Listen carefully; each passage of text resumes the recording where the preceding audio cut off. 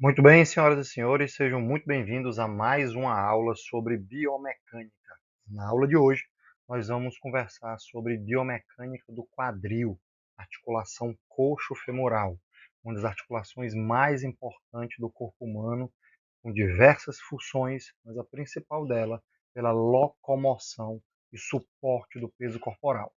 Fique atento aqui a todo o conteúdo da aula de hoje. Pause o vídeo agora, desligue qualquer coisa que possa lhe atrapalhar no vídeo de hoje. Fique focado aqui com papel, caneta, suas anotações, seja no tablet, seja onde for, mas foque nessa aula para você não dispersar e conseguir absorver o máximo de conteúdo e os insights que eu vou passar aqui para você sobre biomecânica do quadril. Primeiro ponto, como eu sempre gosto de começar a aula, eu quero que os alunos vão na fonte da informação, assim como eu fui na minha época. Tá? Eu assistia às aulas dos meus professores, eu fazia as minhas anotações. Tinha professor na época que ele compartilhava os slides, né? Tinha também a transparência, né? Na época era o retroprojetor, então tinha as transparências, o professor dava a xerox das transparências, né? Que eram tópicos, guia, e os mais modernos da época tinham os slides da aula, tá? Eu cheguei a ter aula com um professor de imaginologia que ele fazia projeção de slide. Eram uns cartuchozinhos que ele ficava projetando na aula. Enfim, mas eu sempre gostei de ir no livro, de ir na fonte da informação, beber daquela informação ali original e depois eu fazia as minhas próprias interpretações daquele assunto. Tá? Então, a minha aula aqui é a minha interpretação, a minha experiência, um atalho para você atingir aquele conhecimento. Mas vá na fonte da informação para você tirar suas próprias conclusões, tá bom? Como eu sempre gosto de frisar, esse livro do meio aqui é o que eu recomendo para vocês. Donald Newman, Cinesiologia do Aparelho Músculo-Esquelético, tá bom? O objetivo aqui da nossa aula hoje é falar sobre biomecânica do quadril. Então, nós vamos passar aqui desde osteologia, artrologia, miologia, cinesiologia, cinética do quadril, cinemática do quadril, enfim, tudo que pode influenciar o funcionamento normal dessa articulação. O quadril ele foi feito para sustentar o peso do corpo, distribuir esse peso que vem do quadrante superior, coluna, e transferir isso para os membros inferiores, distribuindo essa carga e fazendo a união, o elo dessa parte de cima com a nossa parte de baixo do corpo, o tronco com o membro inferior, fazendo com que a gente tenha uma excelente locomoção. Esses são os principais ossos em destaque aqui. Nós temos da coluna vertebral o sacro e o cóccix. Nós temos o osso ilíaco, o osso pubis e o osso isquio, que se junta aqui, né? Na verdade não é ilíaco, né? Aqui é o osso ileu, é a junção do íleo com o pubis mais o isquio dá a formação do osso como um todo, que nós chamamos de ilíaco. Tá? E aí nós temos um outro osso longo, o maior osso longo do corpo, que é o fêmur, que vai se juntar aqui com o osso do isquio, do íleo e do pubis, para poder formar a articulação coxo-femoral. As funções do quadril elas são parecidas, mas são diferentes da articulação do ombro. Nós sempre temos uma comparação entre essas duas articulações aqui, já que no quadril nós temos uma boa coaptação articular, mais estabilidade, e, em consequência, nós temos menos estabilidade. O ombro é o contrário. O ombro ele tem menos coaptação, menos estabilidade e mais mobilidade. É exatamente o contrário do que vocês estão vendo aqui. A função do ombro é movimento, a função do quadril é estabilidade e sustentação do peso corporal. Tá bom?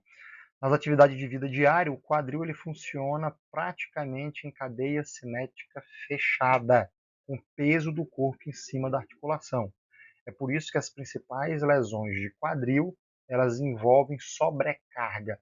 O fator de risco aqui é o IMC, o sobrepeso, é a obesidade, que acelera demais o desgaste da articulação que funciona em cadeia fechada. O quadril é uma articulação que ela é classificada como triaxial. ou seja, uma articulação que tem 3 eixos e 3 planos. Ela tem uma grande liberdade de movimento, classificada como articulação sinovial, uma diartrose triaxial do tipo esferoide. Igual a cabeça do húmero, nós temos aqui a cabeça do fêmur. Tá? Aqui a representação da prótese de quadril e aqui a anatomia mesmo da articulação. Então aqui nós conseguimos fazer flexão, extensão, adução, abdução, rotação interna, externa, circundução, sentido horário, sentido anti-horário. Tem muita liberdade de movimento, tá bom? E basicamente é uma articulação que ela está intimamente ligada aos seus vizinhos. Então ela acompanha o movimento da pelve e o movimento da lombar. Mexeu a lombar em excesso, mexe a pelve, mexeu a pelve, mexe o quadril. Mexeu o quadril, mexe a pelve, mexeu a pelve, mexe a lombar. Então essa região lombopélvica quadril, toda essa região aí ela tem íntima relação. Vamos falar agora especificamente sobre essa articulação fêmuro-acetabular, especificamente, e depois a gente amplia isso para o resto do complexo articular, tá bom? Então fique de olho aqui que a gente vai fazer a sequência de osteologia, miologia e artrologia da articulação fêmuro-acetabular. Começando pelas superfícies articulares, nós temos aqui a cabeça do fêmur e a fossa do acetábulo. A cabeça do fêmur convexa, e o acetábulo, a cavidade que é côncava. E aí a gente vai ter aqui a cartilagem articular, o labrum, que é uma fibrocartilagem que recobre e melhora essa cobertura de encaixe articular. Aqui vocês estão vendo o osso do ilíaco de lado, onde a parte externa do osso, né? Onde a gente consegue ver a formação do acetábulo. É uma parte pequena do osso do pubis, uma parte grande do osso do isquio e uma parte também relevante do osso do íleo. Então, os 3 ossos do ilíaco fazem parte aqui da formação do acetábulo.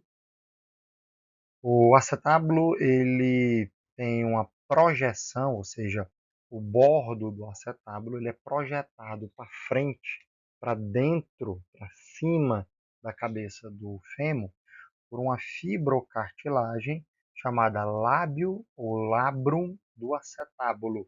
Tá? Então vamos identificar aqui algumas estruturas para vocês entenderem. Tá? Então lá dentro, o buraco, a cavidade é o acetábulo. Nós temos aqui alguns ligamentos, certo?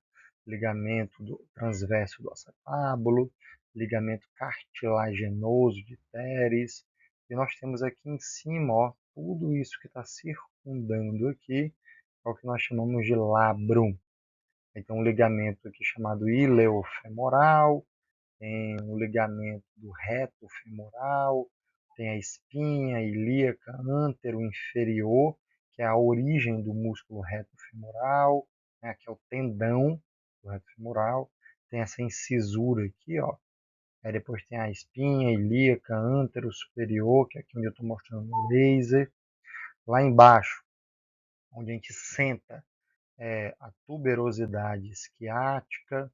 Então, tudo isso aqui são pontos anatômicos importantes, palpáveis, que estão ao redor aqui do acetábulo. Bom, esse anel de fibrocartilagem, chamado labrum, ele além de revertir a cabeça do fêmur e aumentar essa congruência, ele tem a função de reduzir atrito entre as superfícies articulares, melhorar a função da cartilagem, aumentar a estabilidade, mas como ele é maleável, ele não limita o movimento. Então ele permite grandes amplitudes sem perder o encaixe na articulação. Depois do labrum, outra estrutura articular importante é a cápsula do quadril. A cápsula articular do quadril, se você observar aqui, ó, ela naturalmente é uma cápsula retorcida, que fica o tempo todo tensionada. É uma estrutura de tecido conjuntivo bastante resistente. E isso ocorre ainda no período intrauterino. Ocorre uma derrotação. dessa articulação. E se você perceber bem, todas as flexões do corpo humano, elas ocorrem para frente.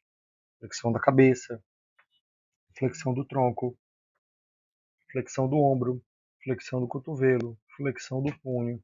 Preste atenção que se você considerar o plano anatômico, todas as flexões ocorrem para frente. Só tem uma flexão que ocorre para trás, que é essa da foto aqui, a flexão do quadril. Os estudiosos da evolução da nossa anatomia humana indicam que isso ocorre por causa dessa derrotação que ocorre no período intrauterino, que mantém essa cápsula articular o tempo todo tensionada. Os ligamentos que compõem a articulação do quadril, nós temos um ligamento principal aqui na visão anterior, que é o ligamento ileofemoral. Ele sai do osso íleo e vem para o osso do fêmur. São os ligamentos em Z. Então tem o ileofemoral anterior, médio e inferior. Numa visão posterior, nós temos o ligamento isquiofemoral. Esse ligamento isquiofemoral sai do isquio, tuberosidade isquiática aqui, e vem para o fêmur. Então, nós temos um conjunto de ligamentos aqui na frente bem mais fortes e temos um ligamento aqui mais frágil na região posterior.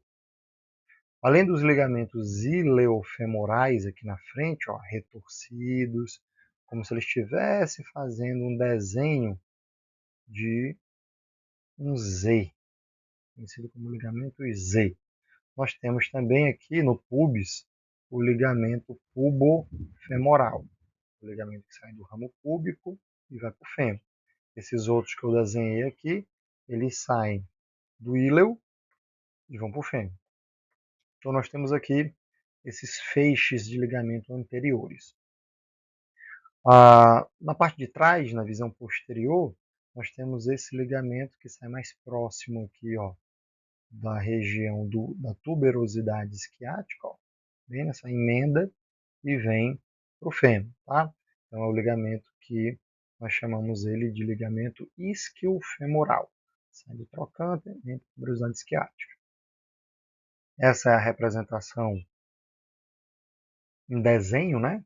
Essa é a representação dos ligamentos anteriores e do ligamento posterior. Tá? A direção da fibra, observe tudo isso. No desenho esquemático em relação ao movimento, né? Ligamento, labro, cápsula, tudo isso são estruturas não contráteis. Estruturas não contráteis são classificadas como estabilizadores passivos de uma articulação. Então veja, durante o movimento de flexão, esses ligamentos que estão na frente, a origem e inserção aproximam. Esses ligamentos ficam relaxados. Durante o movimento de extensão, esses ligamentos que estão na frente, eles são tensionados. Tá? Quando a gente faz o movimento de abdução, esse ligamento que tem um feixe mais inferior e o ligamento pubofemoral, eles são tensionados. Enquanto que os ligamentos que estão mais em cima aqui, estão relaxados. Tá? Quando a gente faz o movimento de adução, é o contrário. Os ligamentos que têm um feixe mais superior ficam tensionados, enquanto que os ligamentos mais inferiores ficam relaxados. Quando a gente faz rotação medial, rotação interna, aproxima a origem da inserção, relaxa os ligamentos anteriores, e quando a gente faz a rotação lateral, tensiona os ligamentos. Beleza, eu já entendi como é que isso funciona isoladamente. Se eu quiser testar os ligamentos anteriores, eu tenho que fazer uma combinação de movimentos. Então eu vou pegar o movimento de extensão mais o movimento de abdução mais o movimento de rotação externa. Então, extensão, adução ou abdução, né? Porque aí vai depender do feixe que você vai alongar, tá?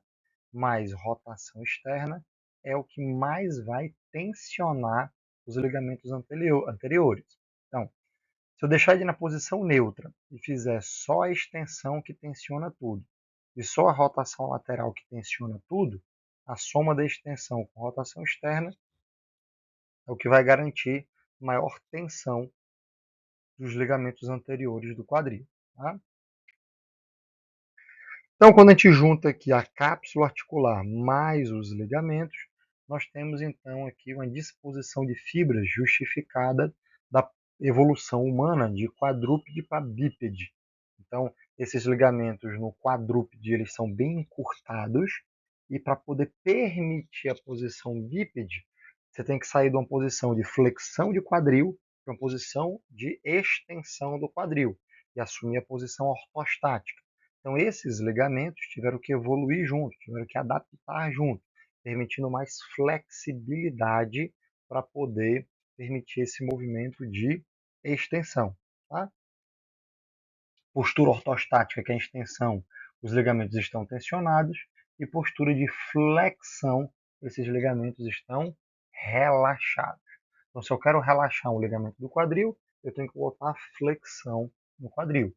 Se eu quero botar tensão nos ligamentos, eu tenho que imprimir extensão do quadril. Além disso, um dos grandes problemas aqui da articulação do quadril diz respeito à sua vascularização. Vocês estão vendo aqui na imagem que existe uma artéria chamada artéria femoral profunda, que ela vai dar origem a uma ramificação chamada artéria circunflexa.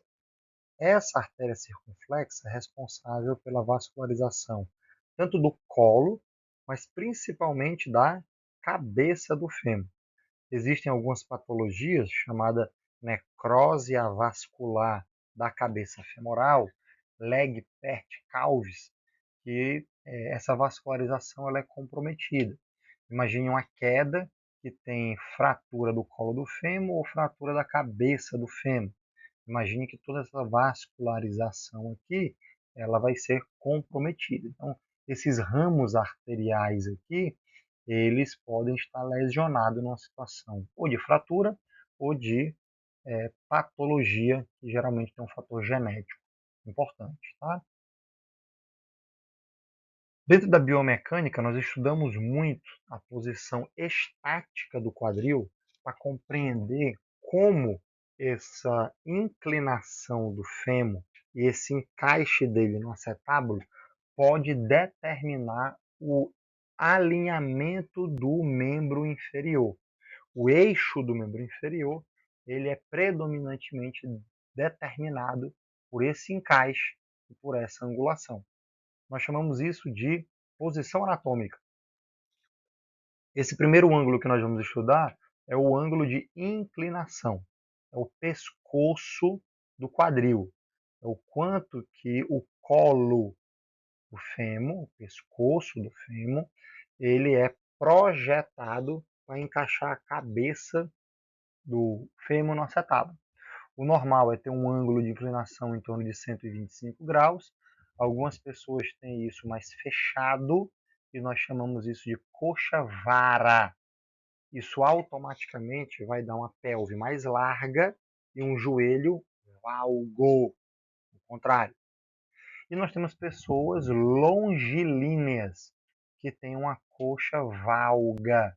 É um ângulo aqui de 140 graus de inclinação do colo do fêmur.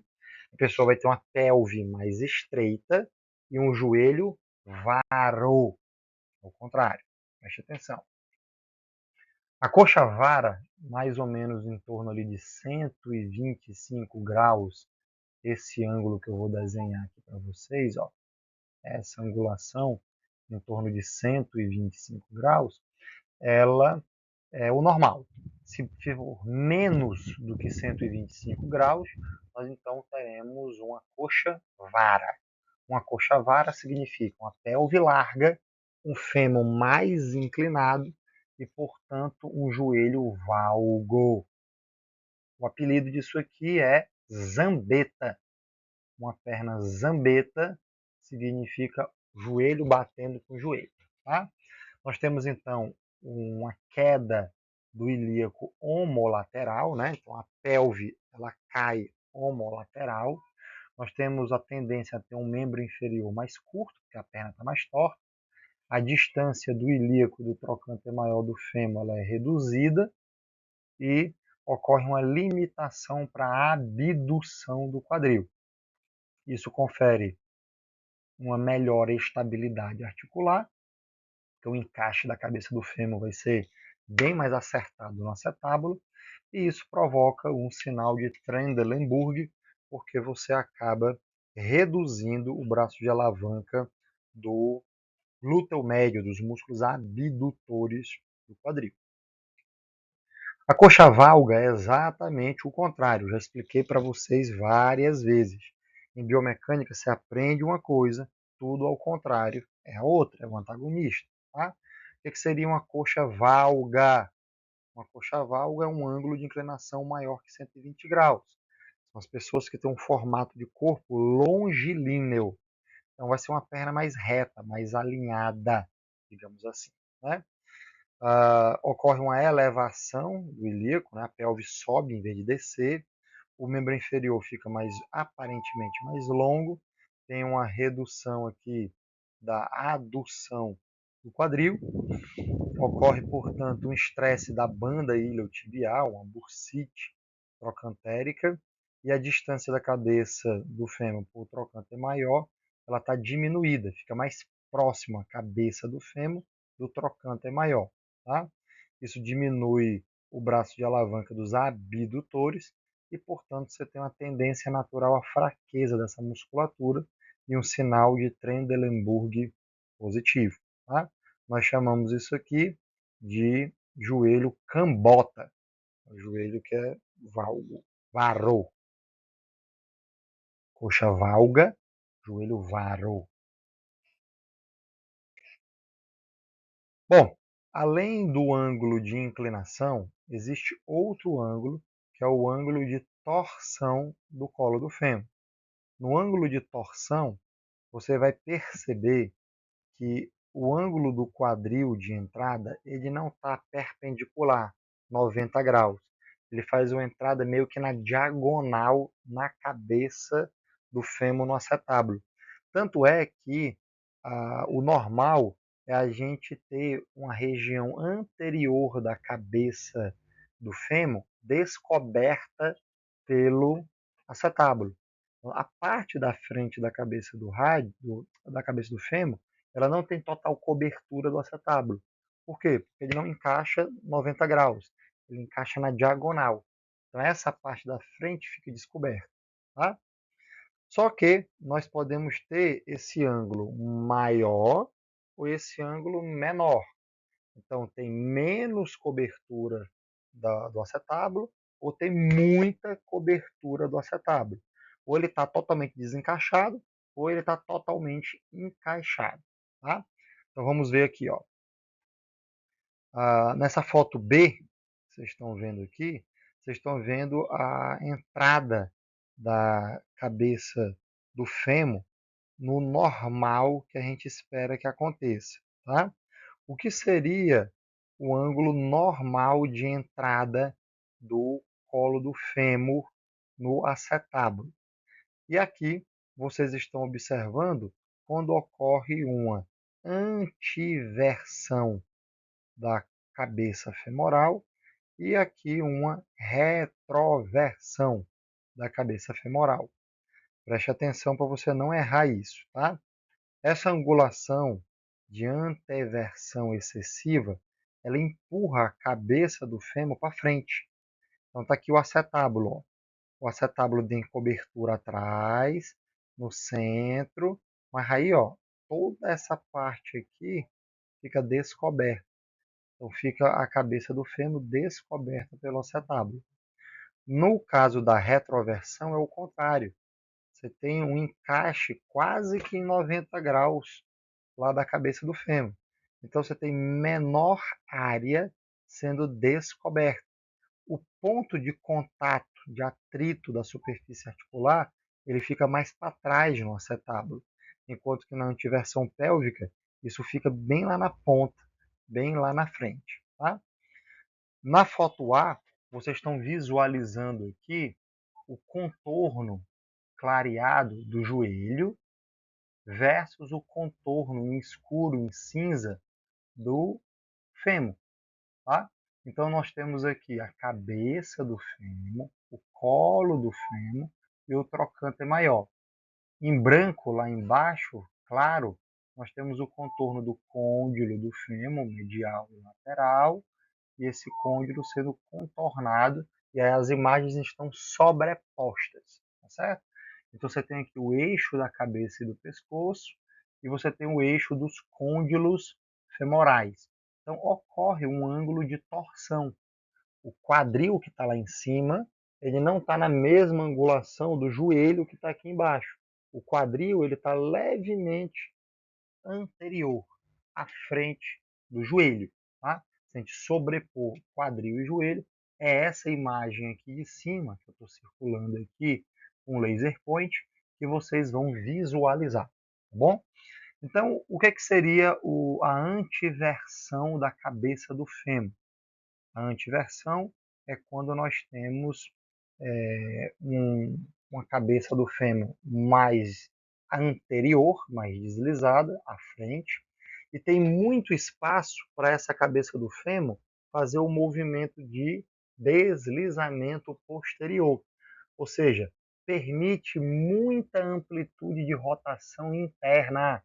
Atenção, deslizamento posterior da cabeça do fêmur permite muita amplitude de rotação interna. Olha aqui na figura, ó. Olha aqui na figura. Muita rotação interna do quadril, tá? Isso é garantido por uma antiversão pélvica. A retroversão pélvica é o contrário. A retroversão pélvica, a cabeça do fêmur está lá atrás. Então tem muito espaço para ela deslizar para frente. Se tem muito espaço para deslizar para frente, tem muito deslizamento anterior, tem muita amplitude de rotação externa do quadril. Olha aqui, é o pé 15 para as 3, 10 para as 2, para as pessoas que andam pé de pato, digamos assim. Tá? Então, entender essa variação anatômica aqui é entender que a amplitude de rotação do quadril depende desse encaixe da cabeça do fêmur no acetábulo.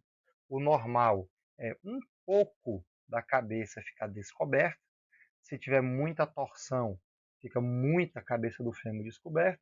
Se tiver pouca torção, a cabeça do fêmur fica toda coberta pelo acetábulo. Em resumo, isso é a informação desse slide aqui.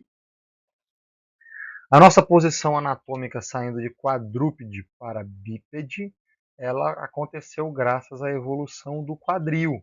Como eu falei para vocês quando estava explicando os ligamentos, a pessoa que está aqui em flexão de quadril, ela tem um centro de gravidade que não passa pelo quadril, ele passa lá pelo joelho, sendo o eixo de sustentação. Quando você vai para a posição bípede, o eixo da gravidade, a linha da gravidade, passa no centro do quadril. Então é ali onde vai estar a sustentação do peso corporal. Além disso, quando você vive em flexão do quadril, aqueles músculos e aqueles ligamentos, eles ficam numa posição mais encurtada. Para eu adotar uma posição bípede, eu tenho que ter músculos mais alongados, ligamentos mais alongados, para permitir essa nova postura. Tá? Muito bem, eu falei para vocês então sobre o ângulo de inclinação do pescoço e também o ângulo de torção. O joelho fica parado e aí a cabeça do fêmur faz essa torção para frente. Então existem dois ângulos importantes: o ângulo de inclinação e o ângulo de torção. O ângulo de inclinação determina se o joelho vai para dentro ou se o joelho vai para fora, o varo e o valgo, e o ângulo de torção determina as amplitudes de rotação externa e interna do quadril. Se a pessoa vai andar com o pé para fora ou se a pessoa vai andar com o pé para dentro, em rotação. Tá? Nós temos aqui o eixo do colo do fêmur, antero superior medial, e nós temos o eixo do acetábulo antero inferior lateral. Então, os dois são direcionados para frente, só que um é de cima para dentro e o outro é de baixo para fora. Tá? E aí que ocorre esse encaixe articular. Então, veja se a gente juntar essas duas peças anatômicas aqui, não vai ser um encaixe perfeito. Essa parte aqui, que eu vou grifar de amarelo, essa parte aqui anterior do fêmur, ela não vai ter a cobertura final aqui do acetábulo, tá? Então, é uma parte que vai ficar descoberta. Isso é o normal, isso é o anatômico do nosso quadril. Então, vamos ver os dois extremos, tá? Ou a posição de maior encaixe e a posição de maior desencaixe. Então, o maior encaixe é a coaptação total da cabeça do fêmur no acetábulo. Nós temos, então, 90 graus de flexão, abdução e rotação externa. Então, quando a gente faz essa posição que vocês estão vendo aqui, a pessoa sentada, posição de índio, nós temos flexão, abdução e rotação externa. A cabeça do fêmur está totalmente encaixada na acetábulo. Quando a gente tem flexão, adução e rotação interna, que é essa posição aqui da perna cruzada, nós temos a posição de maior desencaixe da cabeça do fêmur, ou seja, uma posição de maior instabilidade.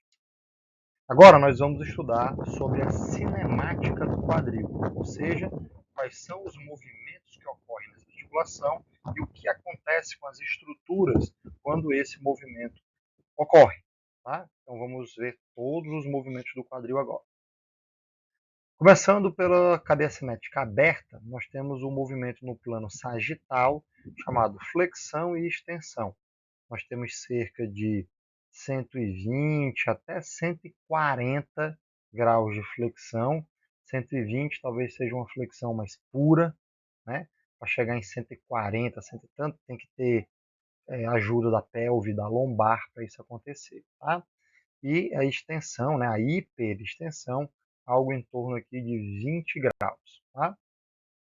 Observe que durante a flexão ocorre um rolamento para frente e um deslizamento para trás. Então, toda a flexão ela envolve deslizamento, rolamento anterior e deslizamento posterior. Tá?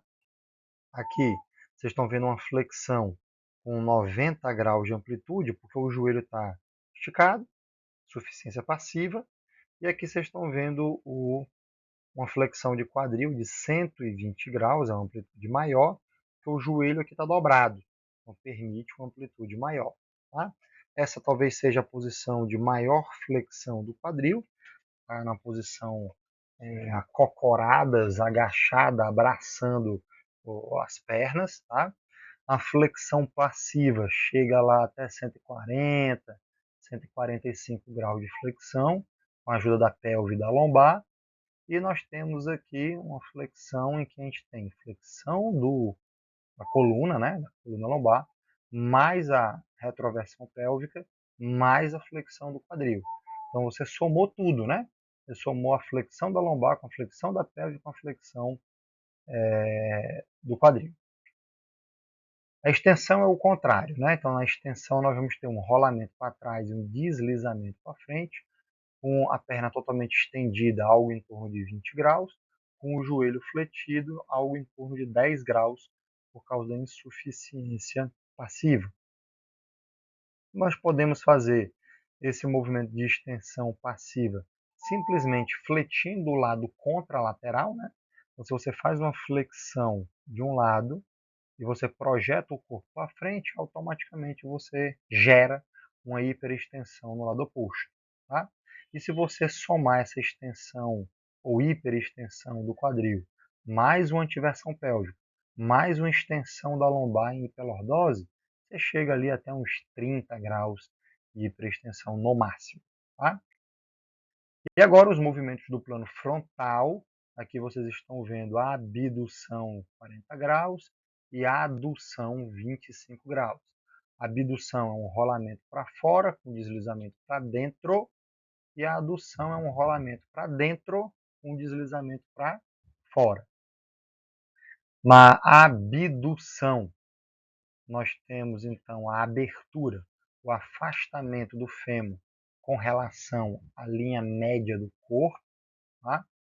E uma abdução bilateral, acaba ocasionando uma hiperlordose lombar. Tá? Então, a abdução, quando ela ocorre bilateral, a gente tem ali 120, 130 graus, somando, né? Mas quando você tem, por exemplo, bailarinas, ginastas, que têm uma excelente flexibilidade, eles chegam ali na abdução máxima nos 180 graus durante a execução do gesto esportivo. Então, esses ligamentos todos têm que estar muito flexíveis para permitir uma amplitude desse tamanho, tá?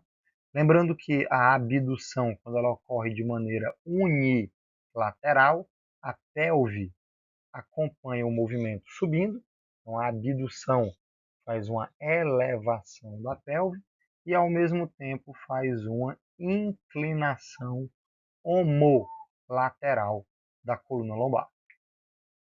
A adução é o movimento oposto, nós temos cerca de 30 graus aqui para a abdução. Para ter mais do que 30 graus, tem que bater uma perna na outra. Então, o membro contralateral que está em repouso, se ele ficar parado na posição neutra, a outra perna vem e bate nele. É a adução. Então, você tem que desviar isso para flexão ou para extensão para você ter amplitude de movimento. Então, quando você tem aqui uma extensão mais uma adução, aí você tem uma hiperadução para além da linha média. Quando você tem uma flexão com a adução, você tem uma hiperadução além da linha média. Então, entendam que os músculos adutores também são flexores ou extensores. Eles são músculos acessórios desses outros movimentos. E aqui, mostrando em cadeia cinética fechada, o que ocorre durante o movimento de translação da pelve para a direita. Nós vamos ter um quadril jogado para um lado, fazendo a adução, e um quadril contralateral fazendo a abdução. Tá? Então aqui vocês estão vendo a adução de um lado com a abdução do outro lado. Mesma coisa aqui na visão posterior. E aqui o que eu já mostrei para vocês, a posição mais instável é a posição dessa modelo aqui da foto, de pernas cruzadas. E por fim, nós temos aqui o movimento de rotações do quadril. Você está vendo aqui o desenho em decúbito ventral, em prono, fazendo a rotação interna, 30 graus, posição neutra, e a rotação externa, 60 graus. Tem uma amplitude maior do que a interna. Você está vendo aqui a pessoa em pé, fazendo rotação externa, fazendo unilateral. Aqui na posição de lótus, a posição de rotação externa bilateral. E na outra foto aqui, a posição de em pé com rotação interna. Tá? Então, nós temos rotação interna 30 graus, rotação externa em torno de 60 graus de amplitude de movimento. Tá? Quando o membro inferior está totalmente estendido, sem flexão do joelho, a rotação interna é de todo o eixo do membro inferior. Então, o pé, a ponta dos dedos, ela aponta para dentro, rotação interna. Quando é rotação externa, a ponta dos dedos, a ponta dos pés, aponta para fora. Só que quando o joelho está fletido, nesse caso aqui, você não pode seguir essa regra. Você não pode se basear pelo pé. Então, o pé está para dentro, mas o quadril está para fora. Então, é a rotação externa. Aqui o pé está para fora, mas o quadril está para dentro. Então, é a rotação interna. Então, cuidado para não se confundirem com isso aqui. E, para finalizar, quando a gente soma todos os movimentos dos 3 ângulos dos 3 planos e eixo, nós temos um movimento no sentido horário e no sentido anti-horário, chamado circundução. Tá? Um movimento que apenas articulações de grande porte, triaxiais, esferoides, como o ombro e o quadril, conseguem fazer. Agora nós vamos falar sobre os músculos do quadril, iniciando pelos grupos musculares, flexores, extensores, abdutores, adutores, rotadores. Vamos agrupar pelo movimento que esses músculos executam. Tá? Então vamos falar agora sobre os músculos flexores do quadril. Começando pelo tensor da fáscia lata, essa não é a função primária dele, mas ele ajuda na flexão do quadril, porque ele é um músculo que tem origem na espinha ilíaca anterosuperior e inserção no trato iliotibial. Como ele é um músculo que está mais na frente em relação ao eixo do quadril, ele também faz flexão do quadril. Mas a função prioritária dele é fazer abdução. Tá? Além da abdução, o tensor da fáscia lata também é um rotador interno. Tá? Então vamos colocar aqui para vocês conseguirem visualizar.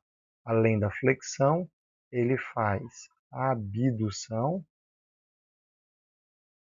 e faz rotação interna. Tá? Ajeitar esse B aqui. Abdução e rotação interna, beleza? Sartório é um músculo que sai aqui da espinha ilíaca anterosuperior, vai dar a volta no joelho e vai para a pata de ganso. Né? Ele é um músculo que faz flexão do quadril, mas além da flexão do quadril, ele faz também a abdução. Vamos ver se eu acerto fazer o B. Será mais bonitinho agora. A abdução do quadril, só que em vez de fazer rotação interna, igual o tensor da fáscia lata, o sartório ele faz rotação externa. Ele é um flexor, mas também ele é um abdutor e rotador externo. Músculo psoas maior, um músculo que ele vem da fossa ilíaca, se junta com o íleo e vem lá da coluna lombar. Então essas fibras que vêm da coluna lombar, que são o psoas propriamente dito, e mais o íleo que vem aqui da fossa ilíaca. Eles se juntam e funcionam como se fosse uma coisa só.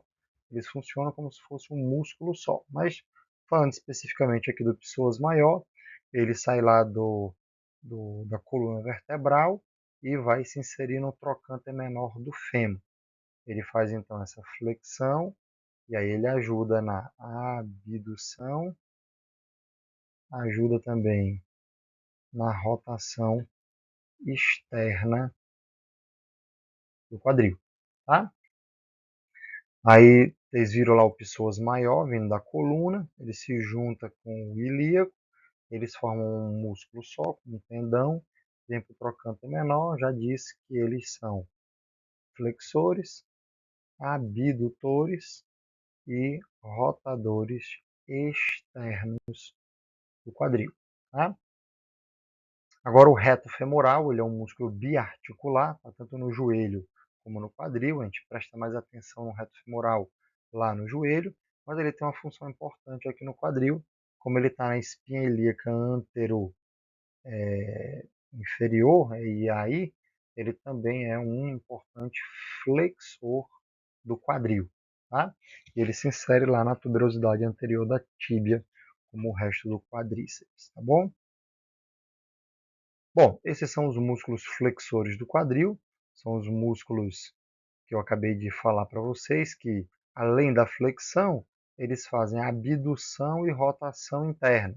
Ou, além da flexão, eles fazem a adução e rotação externa. Tá? Vocês estão vendo aqui a flexão, abdução, rotação interna, e aqui vocês estão vendo um exemplo de flexão com adução e rotação externa. Tá bom? Esses músculos flexores do quadril são eles: psoas, sartório, reto femoral, tensor da fáscia lata. Aí tem uns músculos menores, né? Um músculo chamado pectíneo também ajuda aí na flexão do quadril, adutor médio, glúteo mínimo. Quer dizer, participação muito, muito, muito, muito pequena desses outros músculos aqui, tá? Caso que irrelevante a participação desses outros músculos. Agora nós vamos ver o grupo muscular dos extensores do quadril. Tá? Começando pelo glúteo máximo, que é o motor primário, é o principal músculo da extensão do quadril. Ele tem a sua origem lá no bordo do sacro e na asa do ilíaco, próximo ao sacro.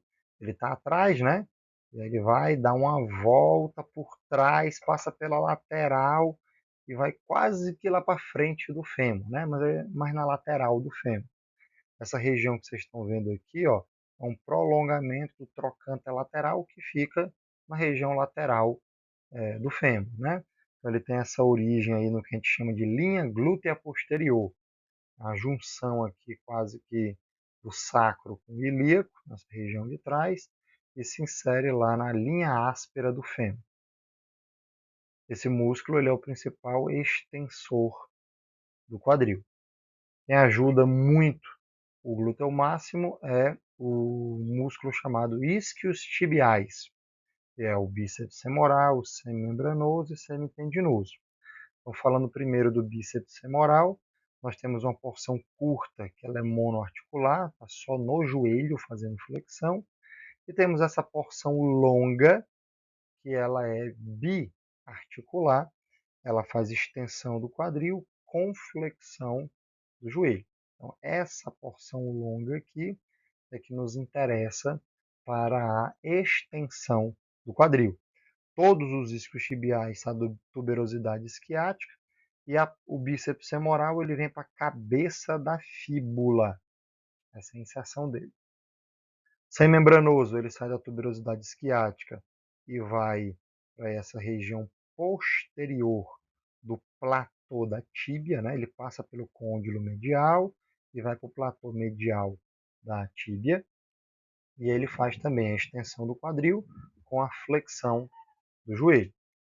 E para finalizar, o semitendinoso também sai lá da tuberosidade isquiática, só que o semitendinoso, que é esse aqui, tem um tendão mais comprido, que vai lá para a pata de ganso. Também faz extensão do quadril, também faz flexão do joelho.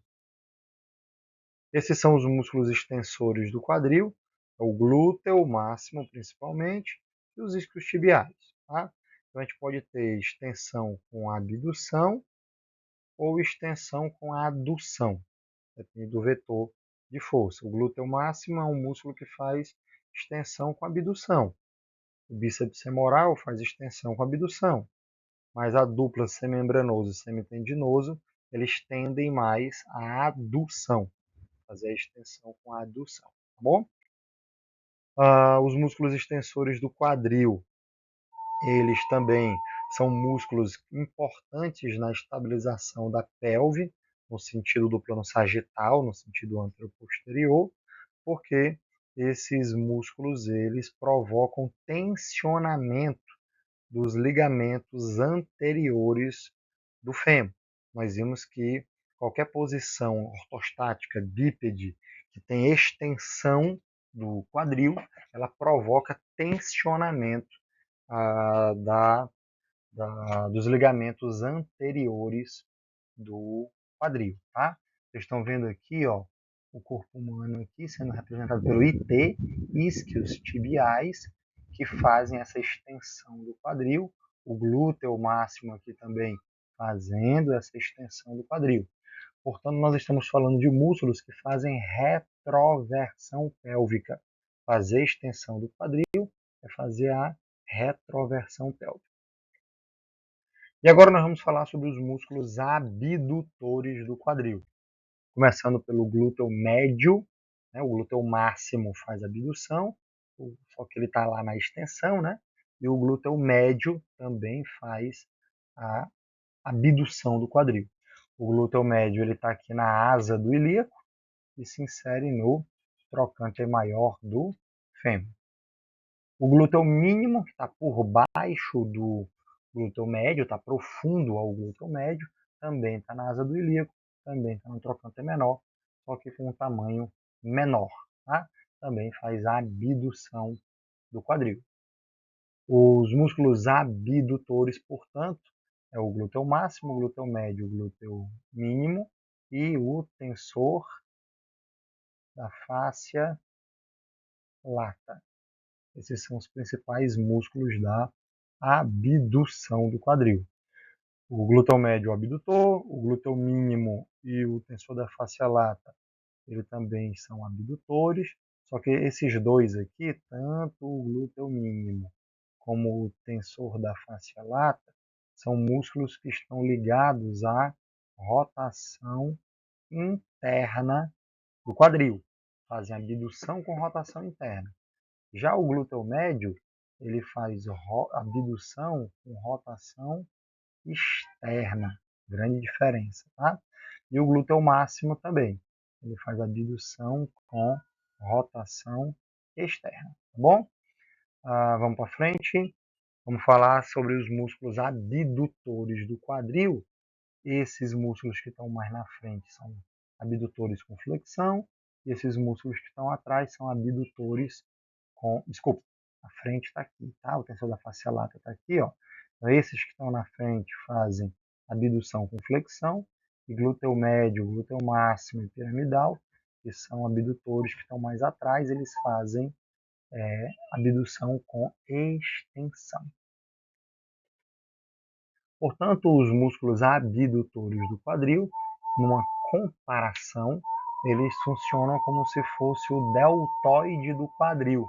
Então, o deltoide do ombro tem uma fibra que faz um pouco de abdução com flexão, um pouco de abdução com extensão. Os glúteos, os abdutores, eles têm essa função de fazer um delta, fazer o deltoide do quadril. Ora fazendo a abdução do quadril com mais flexão, ora fazendo a abdução do quadril com mais extensão, tá bom? E aqui vocês estão vendo aqui, ó, o DG, que é o tendão terminal do glúteo deltoide, né? A gente chama isso aqui de trato iliotibial, banda iliotibial, formado aqui na frente pelo tensor da fáscia lata, essa região aqui, e nessa região mais atrás, formada pelo glúteo máximo, tá? Fazendo então esse delta que vai lá para o tubérculo de Gerdy, que fica no joelho. Tá? E, por fim, vamos ver aqui os músculos adutores. Nós temos um grande grupo muscular chamado adutores do quadril. Mas quem são eles? É o músculo pectíneo, esse verde aqui, bem pequenininho, pouco importante. Aí nós temos o adutor magno, adutor longo, adutor curto e um músculo longo aqui chamado grácil. Então esses aqui nós botamos tudo num bolo só e chamamos ele de músculos adutores. Esses primeiros que eu mostrei aqui são monoarticular, só funciona no quadril, e o grácil é o único biarticular. E como o grácil vai lá para a pata de ganso, ele funciona tanto no quadril, como também funciona no joelho. O pectinho é um músculo muito pequenininho, pouco, braço de alavanca, mas o início aqui da adução do quadril. O adutor longo, esse de baixo aqui, ó, é um músculo mais importante, um músculo que está constantemente aí na pauta de lesão muscular por estiramento, distensão muscular dos adutores. O adutor curto também tem um braço de alavanca menor, também faz a adução do quadril. E o adutor magno é um dos maiores, mais robustos, tem a maior área de secção transversa e tem mais força para realizar a adução. Um detalhe importante é que todos os músculos adutores têm a mesma origem, ramo inferior do pubis.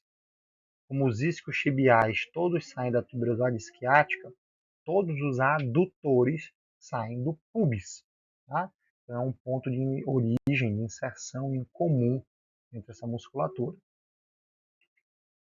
E o grácil, como eu falei para vocês, é um músculo mais comprido, mais longilíneo. Ele sai do pubis e vem aqui para a pata de ganso. Então, além da adução do quadril, ele tem a função aqui de fazer o varo do joelho. Ele tem a função de fazer a rotação interna da tíbia em cadeia aberta. E agora os músculos rotadores externos do quadril. São eles: músculos do plano transverso. Nós temos aqui a rotação interna em torno de 35 graus e a rotação externa do quadril em torno de 45 graus. Nós temos os músculos chamados pelvitrocantéricos. São músculos que estão na pelve e vão para o trocânter. Por isso que estão no plano transverso. Eles são quase que músculos que estão numa linha horizontal. Obturador interno, obturador externo, quadrado da coxa, gêmeo inferior, gêmeo superior e o músculo piriforme. São 6 músculos que formam esses músculos que eu estou chamando aqui para vocês como grupo pelvitrocantérico, rotadores, músculos transversais, horizontais, que saem da pelve e vão para o trocânter. Falando do principal músculo, que é o piriforme, é um músculo que ele sai lá do ângulo inferolateral do sacro, da região lateral do sacro, e vai para o trocânter maior, lá atrás, posterior, profundo, a camada dos músculos glúteos. Depois nós temos o quadrado femoral, também chamado quadrado da coxa, é um músculo predominantemente rotador externo do quadril. Nós temos depois o obturador interno, que está lá naquele forame obturatório, é um músculo obturador interno, pela parte de dentro do ilíaco, e o obturador externo pela parte de fora do ilíaco. Então, são músculos que estão ao redor desse forame obturatório, indo lá para a fossa trocantérica. E aí nós temos o músculo gêmeo superior, aqui em cima, ó, e depois o gêmeo inferior, aqui embaixo. Tá? Esses músculos aqui, portanto, eles formam o grupo muscular que nós podemos denominar como músculos pelvitrocantéricos. São 6 músculos de rotação externa. Quando esses músculos funcionam como um grupo e tem uma contração muscular sincronizada, nós temos então um fator de coaptação. Esses músculos eles puxam a cabeça do fêmur para dentro do acetábulo, fazendo com que aumente a coaptação articular. E para finalizar, o que está faltando aqui, dos 6 movimentos do quadril, está faltando o movimento de rotação interna, são os músculos rotadores internos do quadril. São eles aqui o grácil, o glúteo mínimo, principalmente, e o tensor da face lata. Eu nem colocaria o glúteo médio aqui, tá certo? Vou até riscar aqui, ó, para vocês não confundirem, tá? Nós temos aqui grácil, glúteo mínimo e o tensor da face lata. Considerem esses 3 como os principais músculos rotadores internos do quadril. Nós temos, portanto, um adutor, que faz rotação interna, e nós temos 2 abdutores, que fazem rotação interna. Rotação interna aqui na foto seria a rotação interna do eixo do membro inferior. Portanto, os músculos do complexo do quadril são formados por músculos anteriores, músculos que fazem flexão, músculos que fazem adução, músculos posteriores que fazem extensão com abdução, músculos laterais que fazem abdução, né? E músculos mais internos que fazem ali o papel de rotador externo e estabilizadores do quadril, tá bom? Aqui na tela vocês conseguem ver um quadro resumo de cada um desses músculos que eu acabei de mencionar para vocês e a participação desses músculos em cada um dos movimentos. Por exemplo, pessoas para flexão, está classificado como MP, motor primário, agonista, né? Então é o motor primário da flexão, junto com o ilíaco, né? Já falei que eles funcionam juntos, pessoas ilíaco, tá? Já o sartório, AC, AC é acessório. Então, o sartório ele é acessório da flexão, acessório da abdução e acessório da rotação externa. Ou seja, é igual um pato. Um pato ele anda, ele corre, ele voa, ele nada. Nem corre bem, nem voa bem, nem nada bem. Quem faz tudo não faz nada direito, né? Então, esse é o sartório. Reto femoral é motor primário da flexão junto com o psosilíaco e acessório da abdução, bem acessório mesmo, tá? Pectíneo, motor primário da flexão, da adução e acessório da rotação externa. Tensor da face lata, acessório da flexão e acessório da abdução. Eu colocaria o tensor da face lata como um dos motores primários da abdução, tá? Glúteo máximo, motor primário da extensão e da rotação externa, acessório para o resto. bíceps femoral, porção longa, motor primário da extensão e acessório da rotação externa, e assim por diante. Então pare o vídeo aqui agora, dê pause, olhe para essa tabela aqui, ela é uma tabela resumo. Em cada um dos músculos você vai encontrar se ele participa daquele movimento, se ele é o motor primário daquele movimento, ou se ele é apenas um acessório daquele movimento. Na tabela ao lado aqui, é uma tabela retirada de um artigo publicado na JOSPT, em que você também tem um resumo em que você tem agora, em vez de ter o músculo isoladamente, você tem primeiro os grupos musculares. Então, todos os flexores. Aí aparece quem são os motores primários e quem são os acessórios, que ele chama aqui de secundário. É a mesma coisa, só que numa visão diferente. Tá? Essa tabela, inclusive, foi retirada de um artigo do Donald Newman, que é esse artigo aqui. É um artigo de autoria única, é um comentário clínico, Cinesiologia do quadril, um foco sobre a ação muscular. Um dos trabalhos do Donald Newman que ele mais destacou dentro da literatura dele foi essa parte de cinesiologia e biomecânica dos movimentos dos complexos articulares.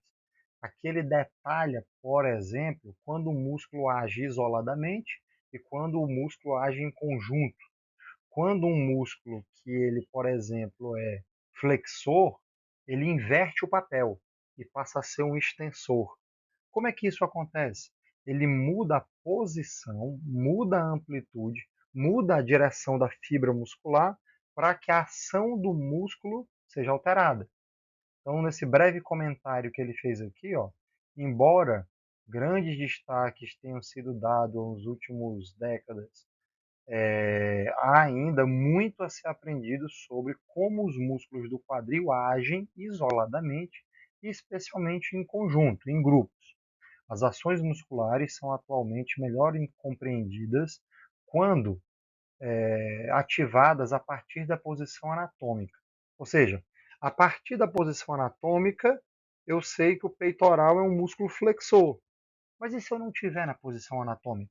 Se eu estiver numa posição em que meus braços já estão, por exemplo, fletidos, o peitoral maior mudou a direção da fibra muscular dele. Então agora ele passa a ser um extensor do ombro.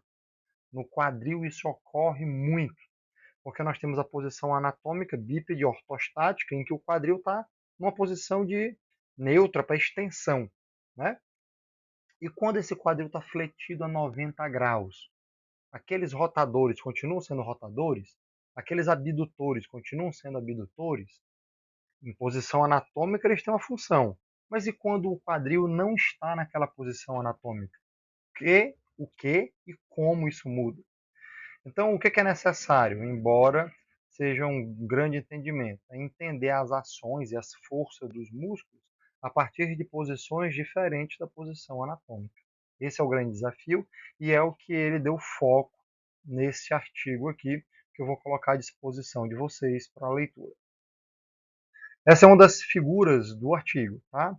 E ele fala sobre inversão das ações musculares. Perceba que você está vendo o quadril no plano sagital, o quadril no plano horizontal e o quadril no plano frontal. Então, no plano sagital, você está vendo aqui o eixo látero-lateral. Observe que aqui nessa bola verde é o centro da articulação, tá? É a posição central da articulação a partir da posição neutra, tá? Então vamos lá.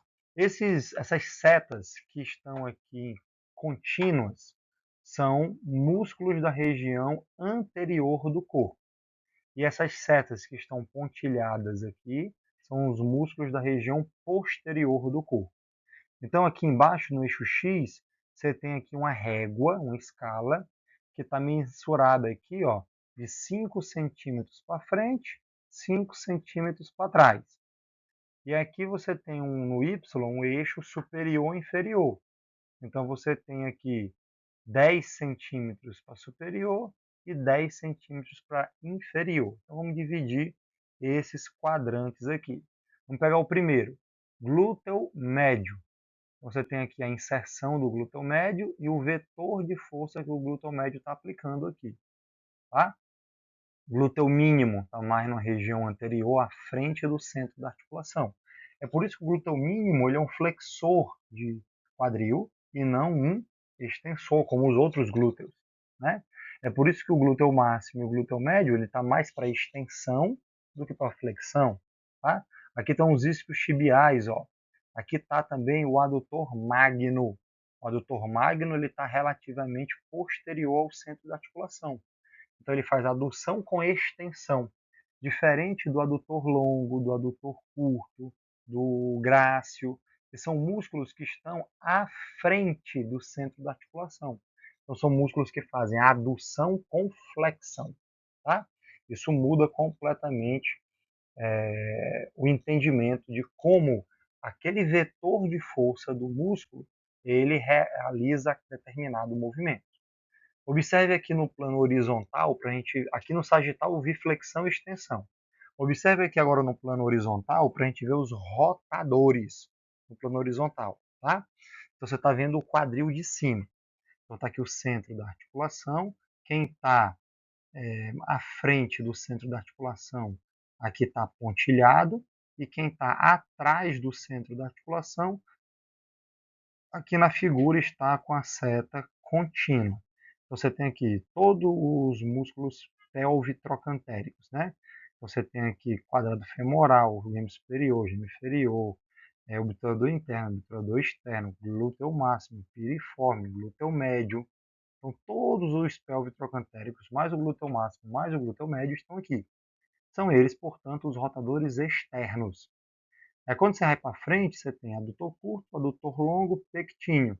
E aí tem um glúteo mínimo aqui. Então, como eles estão na frente, eles têm um braço de alavanca, um vetor para rotação interna, tá? E aqui do lado é a foto do plano frontal. Aqui você vai ver quem são os abdutores e quem são os adutores. Aqui a bolotinha representando o centro da articulação. Quem está na frente dessa bolota aqui está com setas pontilhadas. E quem está para fora, né? Quem está para dentro e quem está para fora do centro da articulação está com setas contínuas. Você tem aqui, ó, glúteo mínimo, glúteo médio, sartório, tensor da face lata. Tudo isso são músculos abdutores. E os pontilhados aqui são os músculos que fazem a adução. Então, a partir do centro da articulação, considerando a posição anatômica, esses são os vetores e os pontos de inserção de cada um dos músculos que eu acabei de citar para vocês. Tá?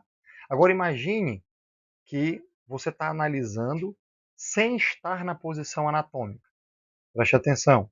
Aqui você está na cadeira abdutora da academia. Aí você tem uma posição inicial e uma posição final. Aqui em cima é a cadeira adutora e aqui embaixo a cadeira abdutora. Tá? Veja que o quadril está fletido a 90 graus. Nessa outra imagem aqui colorida embaixo, o quadril está fletido a muito mais do que 90 graus. E nessa imagem aqui, a pessoa está quase que em pé. Então, o quadril está fletido a menos do que 90 graus, mas não está na posição anatômica. Então, na medida que o fêmur vai fazendo esse movimento de flexão, o centro da articulação modifica. Aquelas linhas pontilhadas, quem estava atrás, de repente agora está na frente. Quem estava na frente, de repente agora está atrás. Então, isso muda o vetor de força da musculatura.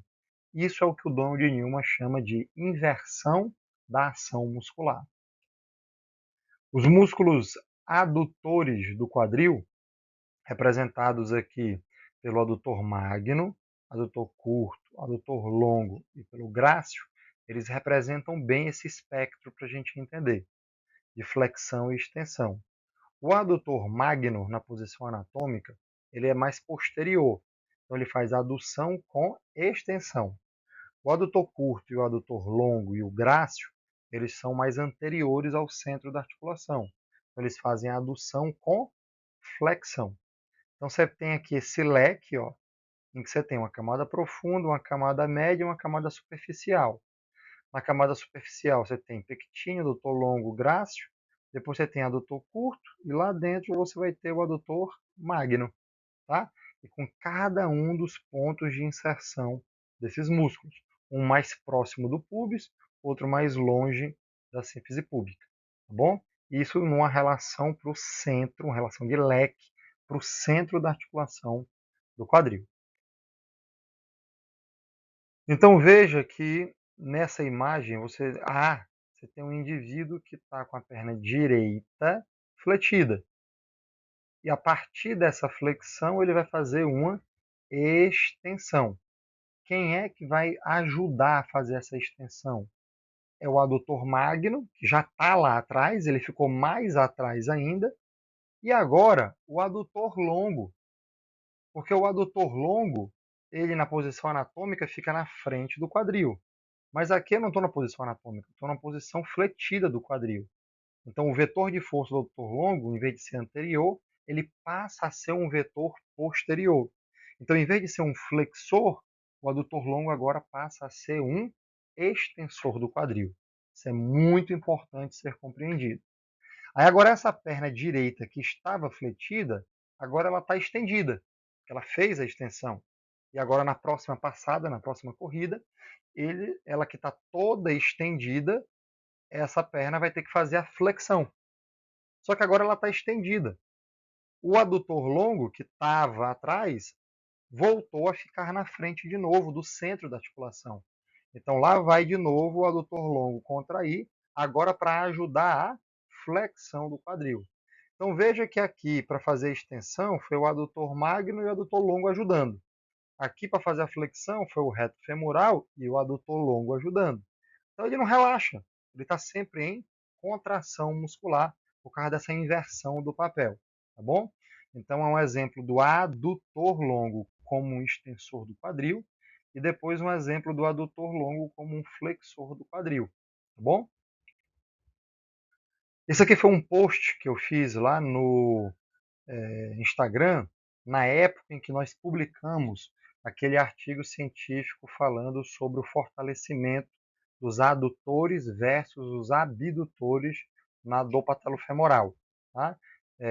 Naquela época a gente foi muito criticado, eu e o Gabriel, por conta que no nosso grupo um versus o outro, o grupo abdutor versus o adutor, nós tínhamos uma base de exercícios comum para ambos os grupos. E aí tinham 3 exercícios de adução específicos para cá e 3 exercícios de abdução específicos para o outro grupo. Em ambos os grupos, por exemplo, tinha o exercício de agachamento. E aí, na crítica, falaram que o exercício de agachamento ele fortalece muito mais o glúteo, que é um abdutor.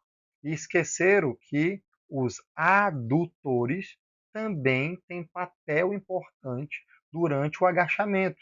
Porque durante o agachamento a gente faz flexo-extensão.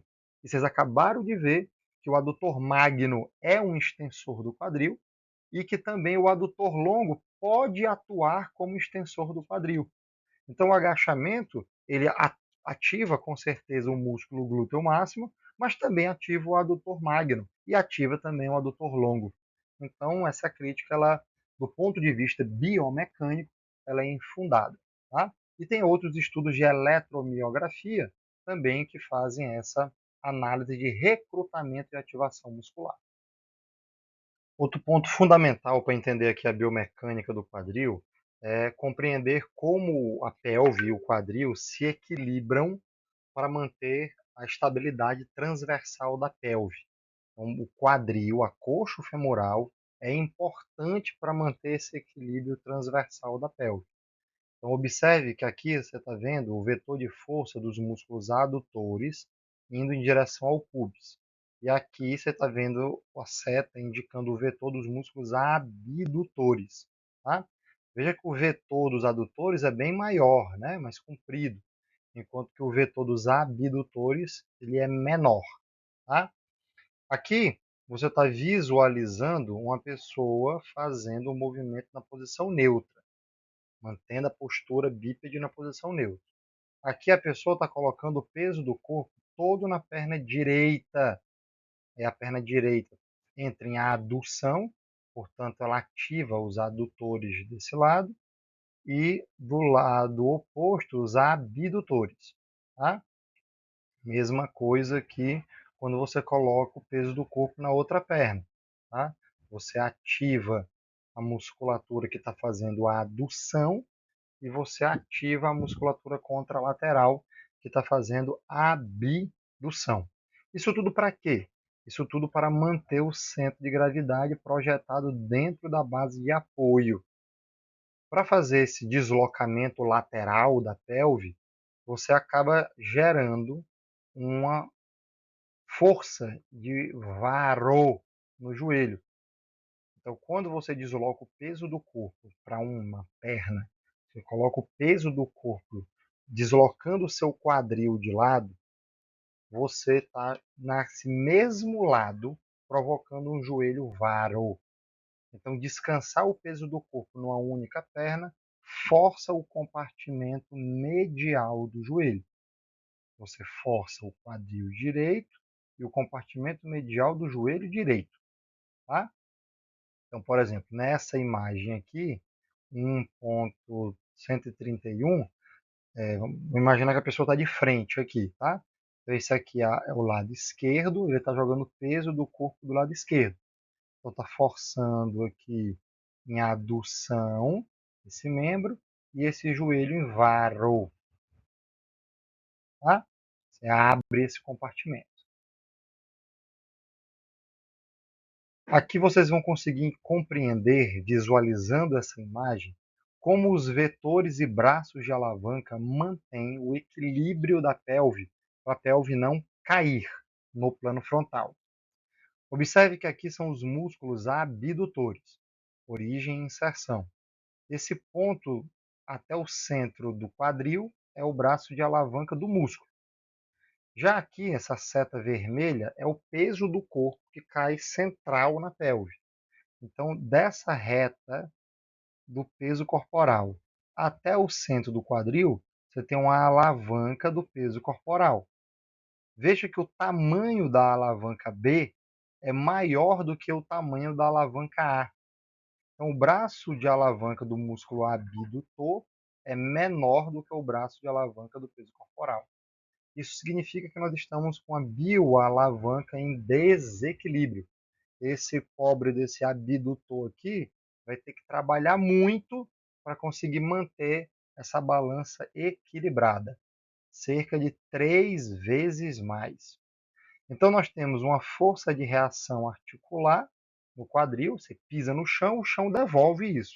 A força de reação do solo, ela empurra aqui o quadril para dentro do acetábulo.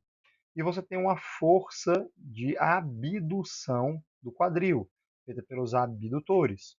E você tem uma força do peso corporal. Então, esse equilíbrio e neutralização de forças, ela é feita pelo torque dessas musculaturas. Você tem em verde o peso corporal, em vermelho a força de reação do solo e em azul a força dos abdutores do quadril. É isso que mantém a engrenagem, a máquina funcionando em estabilidade. Uma fraqueza dessa musculatura aqui do quadril, naturalmente, vai provocar um tilt, um drop, uma queda da pelve. É exatamente isso que nós observamos no sinal de Trendelenburg. No lado em que a perna está apoiada e sustentando o peso corporal no chão, o glúteo, o abdutor desse lado, tem que trabalhar muito.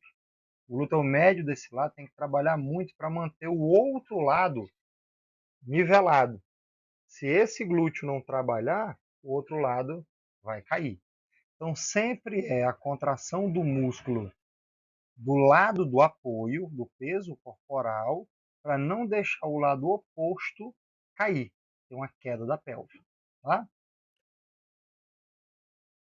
E o quadril se relaciona diretamente com a pelve. Então, os movimentos da articulação coxo-femoral, eles incidem nos movimentos da síntese púbica e da articulação L5-S1, articulação lombosacra, assim como também dentro da articulação sacroiliaca.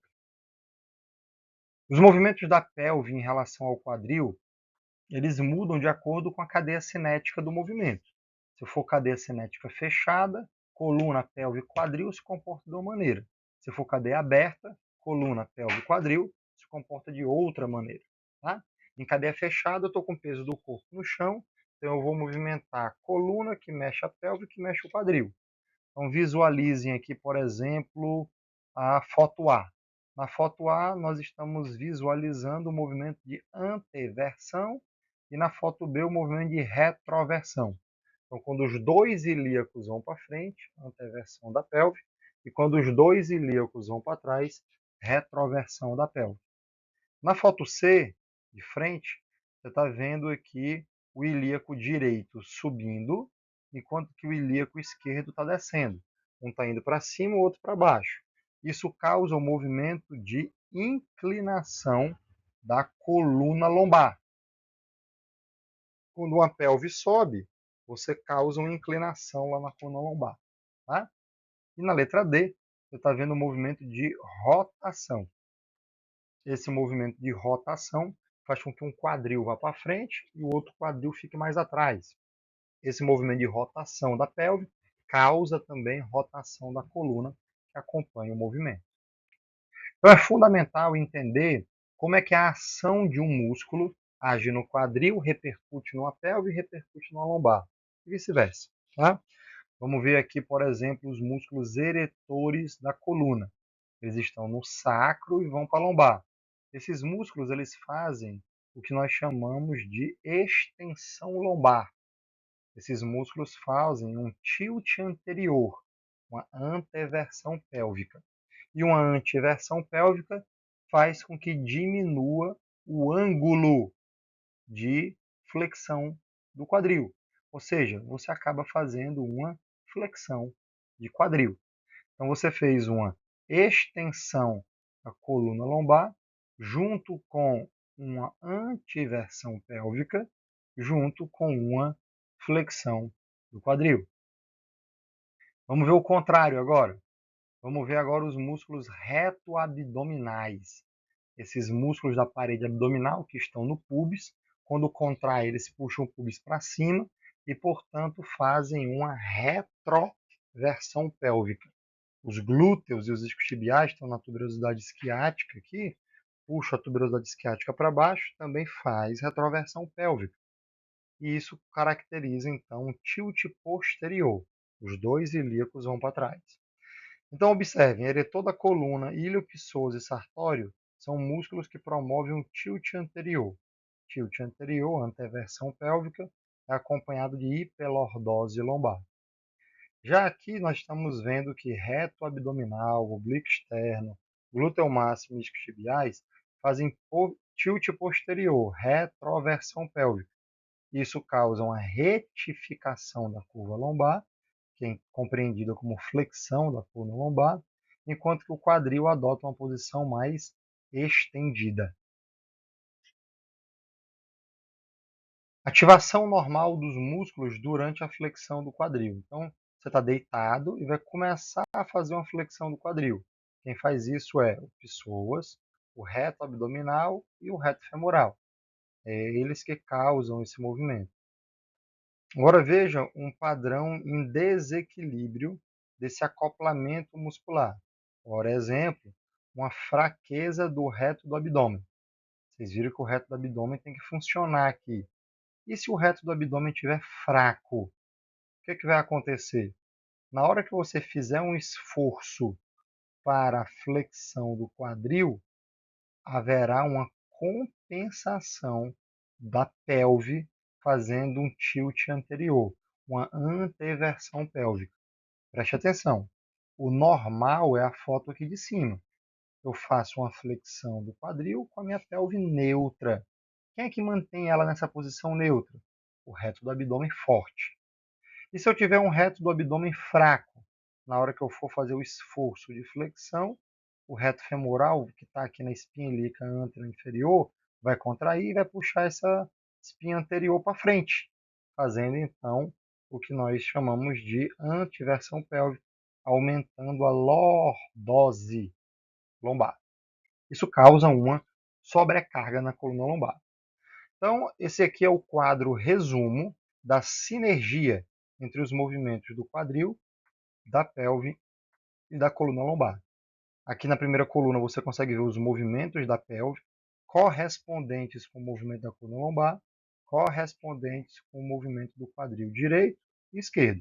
Às vezes é o mesmo movimento, né? Então, antiversão faz extensão, faz flexão, flexão. Mas quando chega aqui nas rotações, o negócio muda. Por exemplo, rotação para a direita da pelve faz uma rotação para a esquerda da coluna, que faz uma rotação medial do lado direito e uma rotação lateral do lado esquerdo. Você tem uma inversão. Abdução e adução também ocorre uma inversão. Quando você tem uma inclinação lateral direita da pelve, você tem uma inclinação lateral esquerda da coluna lombar. Você tem uma abdução do lado direito e uma adução no quadril esquerdo. Então é importante você visualizar em você mesmo, pausa o vídeo aqui, fique em pé e tenta simular esses movimentos. E vai percebendo como o seu quadril e sua coluna respondem, reagem a cada um desses movimentos da pelve que você está imprimindo. Muito bem, isso tudo que eu mostrei para vocês é o funcionamento normal da biomecânica de um quadril. Quando é que essa biomecânica está alterada e causa uma patologia? Eu falei lá no começo da aula que o peso corporal ele fica em cima do quadril, na pelve. Então, um sobrepeso, um IMC elevado, obesidade é um dos fatores que vão acelerar o desgaste dessa articulação, causando uma artrose no quadril. Essa artrose ela pode ser caracterizada pelo desgaste da cartilagem, pelo desgaste do labrum, da fibrocartilagem. Um fragmento dessa fibrocartilagem pode cair na articulação, emperrar, bloquear os movimentos. Tá? Esse desgaste da cartilagem pode fazer com que haja uma pressão maior nos ossos. Uma pressão maior nos ossos, o osso para se defender começa a produzir mais osso, começa a fazer calcificação, osteófito, pico de papagaio, só que no quadril. E aí essas pontas de osso vão formando, ó. Aí faz o que nós chamamos pincer ou can. O pincer é o impacto fêmuro-acetabular que ocorre com o crescimento do acetábulo.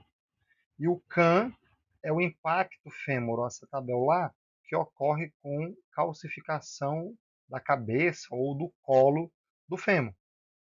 Nos casos mais graves, de artroses mais avançadas, isso acaba evoluindo para uma cirurgia chamada artroplastia total de quadril, ATQ, a substituição da articulação do quadril por uma prótese metálica simulando a anatomia.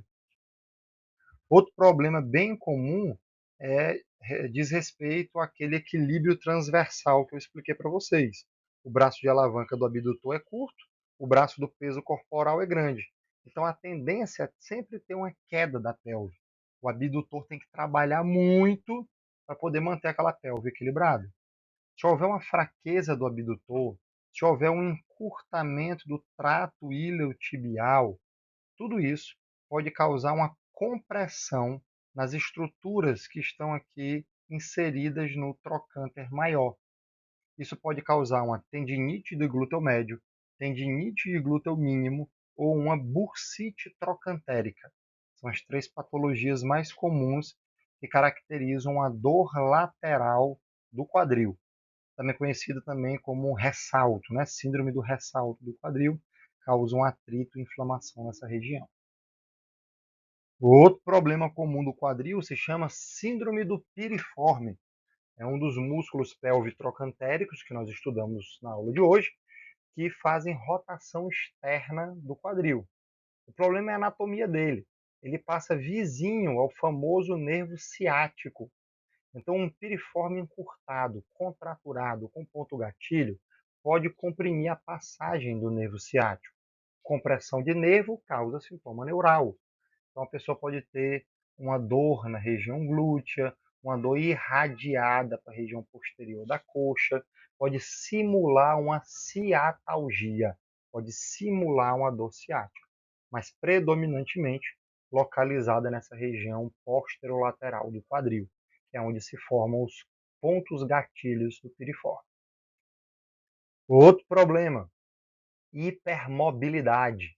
Tem pessoas que nascem com a frouxidão ligamentar genética e às vezes realizam treinos esportivos, ginastas, balé, que favorecem ainda mais essa flexibilidade. Então, A criança desde pequenininho que senta em W, né? E vai forçando os ligamentos, vai afrouxando os ligamentos, né? Então, isso aqui não é uma posição adequada para as crianças, para os bebês sentarem, né? No desenvolvimento infantil, uma posição transitória legal para a criança ir para a posição de 4 apoios e engatinhar, é essa em que uma perna fica abduzida, rodada externa, enquanto que a outra fica abduzida, rodada internamente, tá? Nós temos também variações anatômicas, né? A pessoa nasceu com o encaixe do quadril mais para frente, com a cabeça do fêmur antevertida. Ou a pessoa nasceu com a cabeça do fêmur mais para trás, o colo do fêmur retrovertido. Isso vai bloquear a amplitude de rotação do quadril. Nós vimos que quem tem o quadril antevertido tem dificuldade para fazer o movimento de rotação externa. E quem tem o quadril retrovertido tem dificuldade de amplitude para fazer rotação interna do quadril. Então, essas pessoas elas têm um quadril mais duro, um quadril mais rígido, mais bloqueado. Nós temos aqui agora uma imagem em que eu quero que vocês coloquem a mão na massa. Presta atenção aqui na figura. A fase 1 é quando a perna está subindo. Eu vou colocar a fase 1 com uma listra e uma seta vermelha, enquanto que a fase 2 eu vou colocar com uma cor azul, que é a fase de descida da perna. Tá?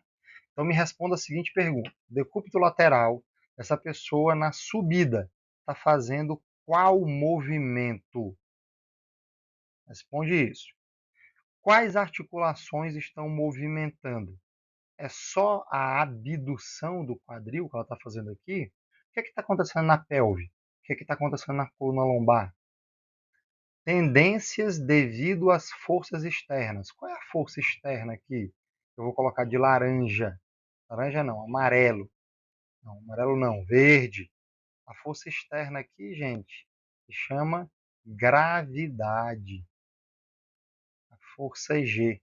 A gravidade está pesando o peso da perna dela, né? A força gravidade e a força peso estão empurrando esse vetor para baixo, tá?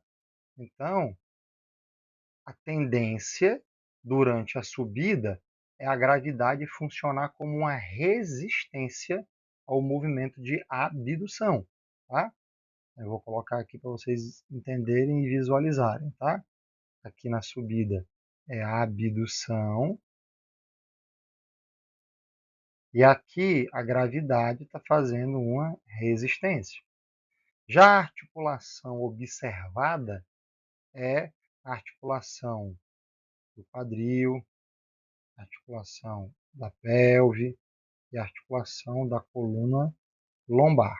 Tá? Tipo de contração na subida. Os abdutores têm que vencer a ação da gravidade. Portanto, eles têm que fazer uma contração do tipo isotônica concêntrica. Quais são os músculos que estão ativos na abdução? É o glúteo máximo, o glúteo médio, vou botar um Azinho aqui e um E aqui, e o tensor da fáscia lata. Quem é o motor primário? Os glúteos, tá? O máximo e o médio, os motores primários da abdução. A fase 2 é a fase de descida. A fase 2 é a fase de descida. Qual é o movimento que está ocorrendo durante a fase de descida? O movimento de adução. A gravidade aqui está ajudando a adução ou está atrapalhando a adução? Ela é uma resistência ou ela está a favor do movimento? A favor do movimento, né? Então aqui, ó, a tendência da força externa é ir a favor do movimento, é causar o movimento de adução do quadril. De novo, aqui eu estou observando o que ocorre no quadril, o que ocorre na pelve e o que ocorre na lombar. Tá? Tipo de contração excêntrica.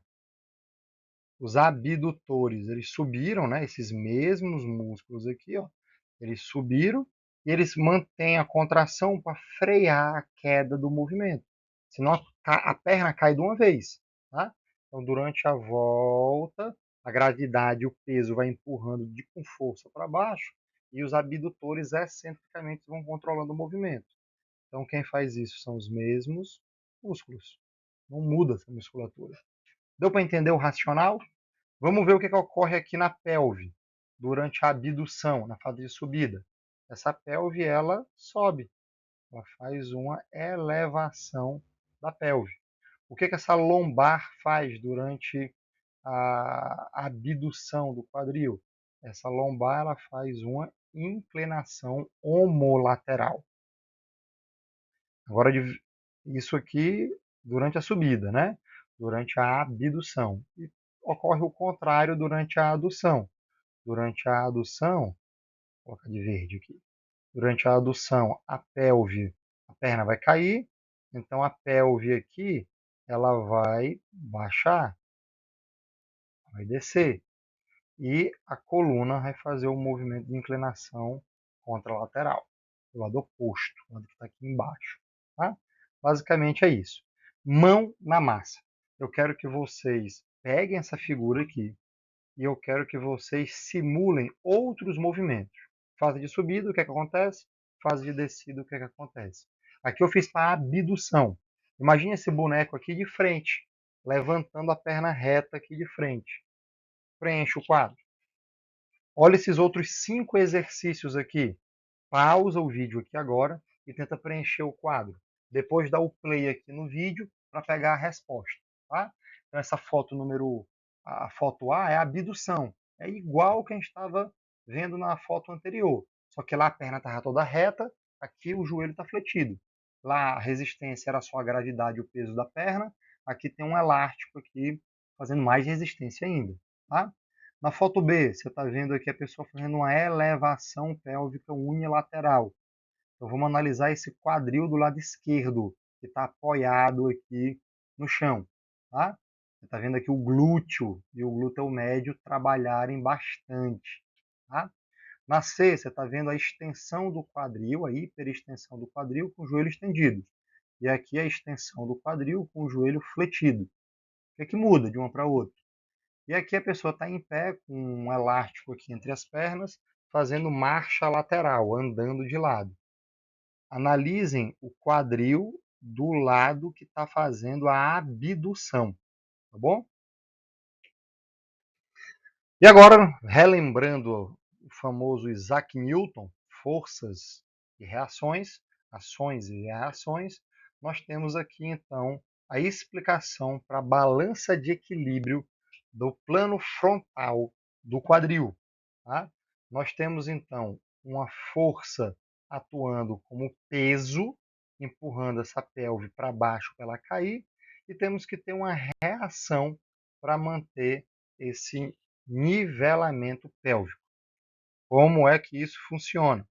Na hora que você tem a força de reação do solo, ela bate lá no acetábulo, fazendo com que o acetábulo tenha uma tendência a causar a queda da pelve contralateral, a pelve do outro lado.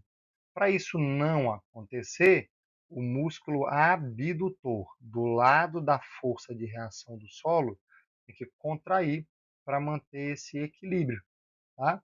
Então você tem aqui um relógio no sentido horário que vai favorecer a queda da pelve. E você tem uma musculatura abdutora funcionando no sentido anti-horário para poder manter o nivelamento da pelve.